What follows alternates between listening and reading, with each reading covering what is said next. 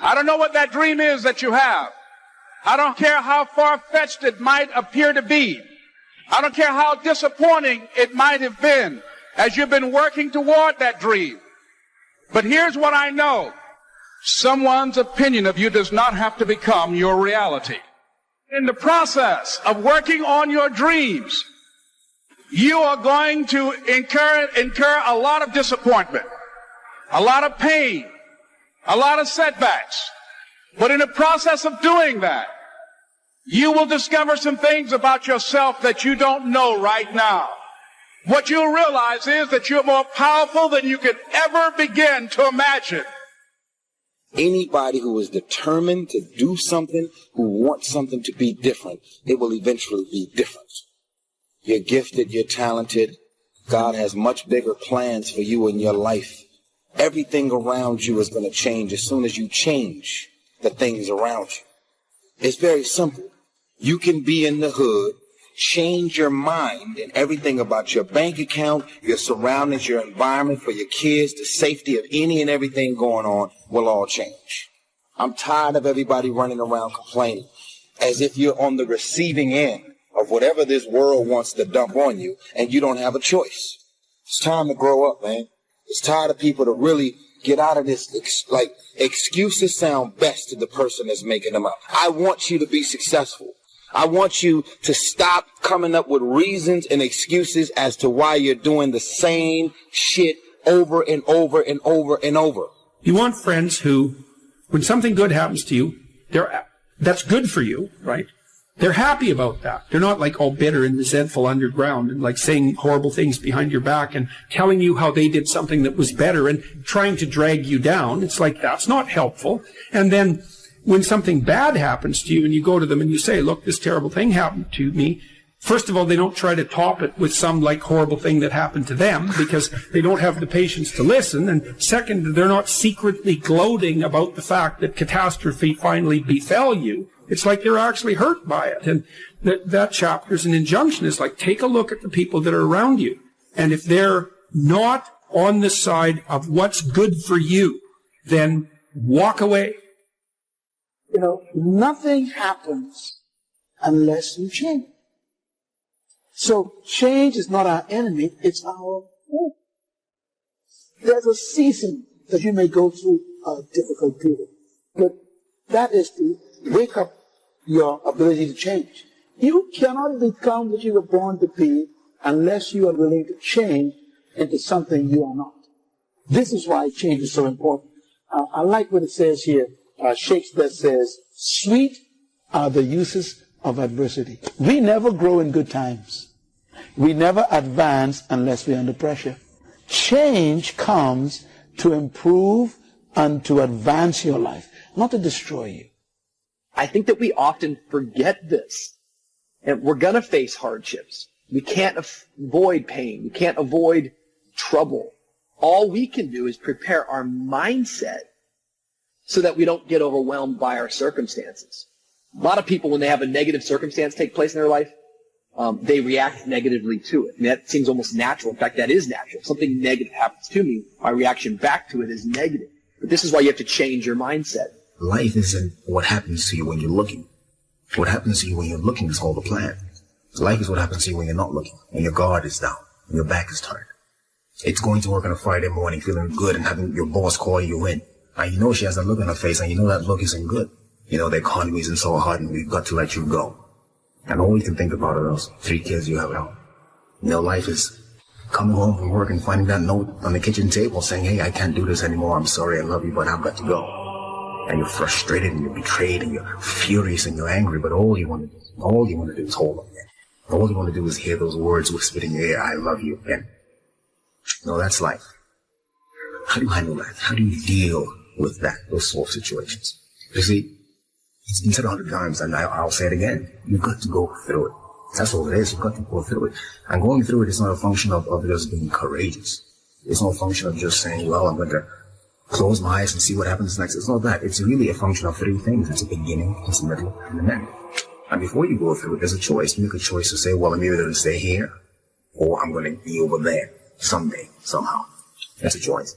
So going through it and thinking about these 3 steps, beginning, middle, and end, you can really save yourself a lot of trouble. You can discover something more about yourself.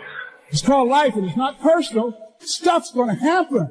And if you make it to the 40-yard line, if you can make it to age 40, between 40 and 60, it begins to intensify. All kind of things happen. Between 40 and 60, my mother was diagnosed with breast cancer, finally died. Between 40 and 60, I was diagnosed with prostate cancer. Between 40 and 60, I went through a divorce from someone that I loved very much.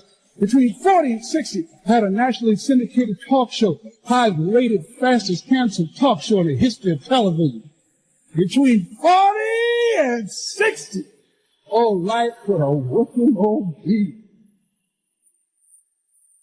I think the biggest vulnerability you got is you actually value somebody's opinion more than you value your own.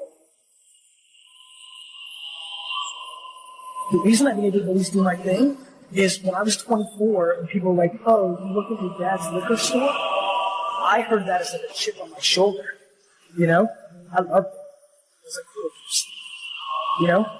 Like, I'm glad you're on Wall Street making 100,000 buying BMWs and WGs for years. Like, to me, the way you win is you realize you can't hear nobody. You gotta get real quiet up here. I can't hear anything. You go look at my Instagram right now, my first post, I'll post something, first 100 replies in 1 second. You're Jesus. You walk on water. You're the best. You're the all-time. Can't hear him. The next 100, you're a piece of, you're full of, you're a snake oil salesman. Can't hear him. I'm in my own mind, doing my own thing. And that comes with self-esteem. Everybody's trying to keep up with the Joneses. I'm not worried about you renting out cash from the bank and putting it to your ear. I'm not worried you jumped a fence and took a photo in front of a private plane. What do you think these people are doing? They're posing. When you have goals and dreams you want to achieve, ask yourself the question, who should I count on and who should I count out? And so many people never achieve their goals because they have too many toxic, negative, energy-draining people in their lives. And you have to have goals outside of your comfort zone that will challenge you, because in order to do something you've never done, you've got to become someone you've never been. You know, I was homeless, man. I mean, you know, you're in a position where you're going, I got nowhere to go except up. I might as well keep hustling. I was in comedy. I just wasn't making nothing. All the money I was making, I was sending back home to my wife and kids. That didn't last long. She got tired of that real fast. But I couldn't go back to Cleveland because I wouldn't have enough money to drive back down south to perform. One time I drove to the house in Cleveland. I finally got enough money. I drove to the house in Cleveland and everybody was gone. I didn't see my kids for almost 2 years. They just left, boarded up the house. So next thing you know, I'm in the car. I lived there, but it taught me determination, man. I'm a really, really determined person. It also taught me that no matter what happens to you, it ain't over. I was determined to be something. As long as God wakes you up. You may have given up on a dream. You think it's been too long. Now you've accepted that you'll never get well. You never meet the right person. Never start that business. What God put in your heart, He's not only still going to bring it to pass, but it's going to turn out better than you thought. I found that nothing in life is worthwhile unless you take risks. You have to take chances in life. If you don't take chances in life, you'll never have the life God has. Life is risk. It takes courage to pursue your dream. Nelson Mandela said, there is no passion to be found playing small and settling for a life that's less than the one you're capable of living. So the first thing you have to think about when you're going through something is very simple. I know where I want to be, but I know I can get there. I have faith that I'm going to get where I want to be. So yeah, go through the grieving process. Grieve. Accept that. Say yes to that. You know, one day you look up and, you know, you're still in pain, you're still hurting, but you realize that, hey, it's not as bad as it was. It doesn't hurt as much as it did. And I'm going forward. I'm moving forward. And at some point you emerge, you get to the other side, and you know that, hey, I haven't forgotten, but the pain doesn't hold you captive anymore. You're not crippled by the emotion, by the experience. You're not living out of the past, out of your experience. Experiences of pain and defeat and betrayal. You're not living out of all that stuff. You're living in a new perspective. Not what happens that determines the major part of your life. Not what happens. What happens, happens to us all. The key is what you do about it. What we really want is not just success, we want fulfillment. The way we get fulfillment is self-respect, is self-confidence. And that's how somehow in your life you must begin to separate what you do from what people think about it. The people that have really won in life and in business, they eventually drop the addiction to what other people think about them. They're most concerned about what they think about them, or if they're a person of faith, of what their God thinks about them, not the rest of the world. Because the higher you climb, the more haters you're going to have. There's absolutely no question about it. You ought to hope you have more of them. The only thing I will warn people of is the higher you climb, the closer to you the haters are. So right now, if you're at one level of success, it's people at a distance that are haters. But as you climb higher, there's always the one or two people in your close circle who are going to try to pull you back down because they think you're leaving them. They make you, your success is making them uncomfortable about where they are. And so they begin to do everything they can to pull you back down. Be very careful of people who manipulate and play on your emotions. They get you to sympathize with them. They get you to feel sorry for them. This is not about being heartless. I need you to try your best to emotionally protect yourself from a specific characteristic. Some of y'all are so used to operating overweight, you're never going to get there. And guess what? You love negativity and dysfunction and keeping these negative people in your life so much. Even everything about this video, it makes you so uncomfortable, you probably stopped it a long time ago. I'm only talking to the people that are ready to get to the next level of their life and their career. And they're going to boldly walk to the next season of their life. Unapologetic. Getting rid of all things, people, and situations that no longer belong. You run around with losers, you will end up a loser. Unconsciously, you will pick up their ways, you will pick up their habits, you pick up, most importantly, their attitude about life. If you're around cynical, negative people all the time, you will become cynical and negative. Align yourself with people that can encourage you, people that can empower you, people that you can learn from, people that you can grow from. That's very important. You will start that process of change. Do something different the next 90 days than you did the last 90 days, like picking up the bookstore. Do something different, like the new health relationship with your family. Whatever it is, doesn't matter how small it is. You'll start doing different things with the same circumstances. We cannot change the circumstances, but we can change ourselves. We can change what we do. Anytime you go through this, there's a fight. There's a spiritual fight, an emotional fight, a physical fight. There's some sort of fight. But the key to the whole thing of this fight is that the form is the fight. That's the only thing you should take away from here today. The form is in the fight. What does that mean? It means that you don't get to become this dynamic, creative, courageous woman, amazing man, without going through something. Right? That's what the form is. You put a form in the people. You see them and they stand out to you. Because you know there's something about them. They figured something out about life. They're attractive to you. They're interesting to you. These people have form because they've gone through something. So don't run away from the fight. Meaning, go through it. Don't be afraid to go through it. Get through it, because at the end of getting through it, I guarantee you there's at least one thing you discover about yourself. You discover that there's a version of you haven't discovered yet. You don't even know exists yet.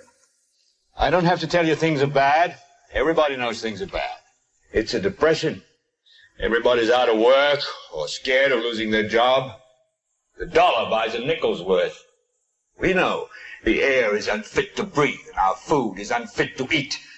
We sit watching our TVs while some local newscaster tells us that today we had 15 homicides and 63 violent crimes, as if that's the way it's supposed to be. We know things are bad, worse than bad.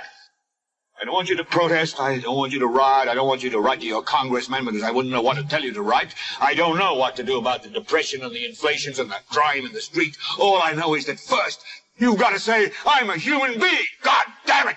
My life has value. You want to align yourself with people who think like you. People who dream like you. People who want more out of life. People that are stretching and searching and seeking some higher ground in life. As opposed to the majority of people. Somebody said, always strive to get on top in life because it's the bottom that's overcrowded. And so you don't want to be on the bottom. See, it's easy to be on the bottom. It doesn't take any effort to be a loser. It doesn't take any motivation, any drive in order to stay down there on a low level. But it calls on everything in you, ladies and gentlemen. You have to harness your will to say, I'm going to challenge myself. Sometimes I have to pull myself out of bed and say, come on, Les. Things I know I should do, I don't do.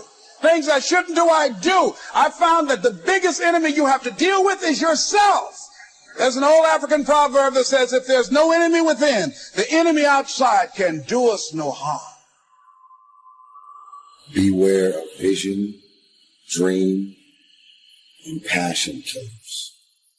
Most of the people that have no dreams will wake up every day trying to talk you out of your dreams. They have no goals. They have nothing that they're ambitious about. So they will talk you out of all the shit that you're excited about. Family and friends, in most cases, sad to even say this, family and friends in most cases will be the first to try and talk you out of something that you're passionate, excited about, and that you have a vision.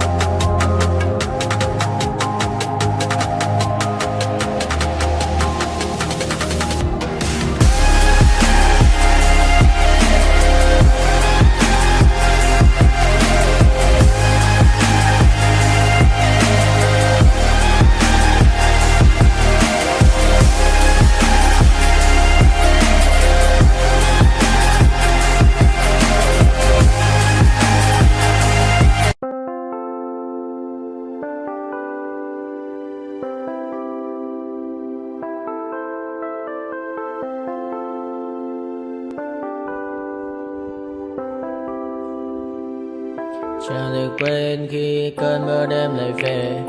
Em đã quên lời thề và ta như đông chìm sâu. Không cần mơ em anh nhận màu. Em chỉ cần mơ đâu em bay.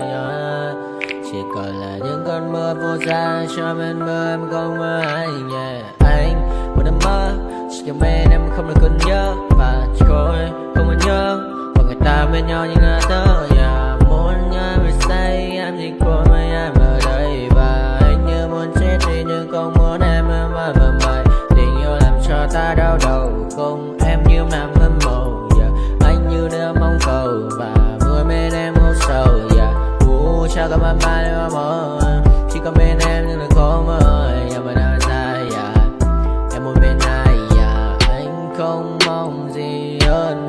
Chỉ mong em sẽ ở đây ôm anh thật gần. Anh chỉ mong đôi ta được có nhau. Mà đừng em đâu anh có em. Muốn em bên anh có em. Ta sẽ trao nhau môi hôn thật sâu. Ôm anh.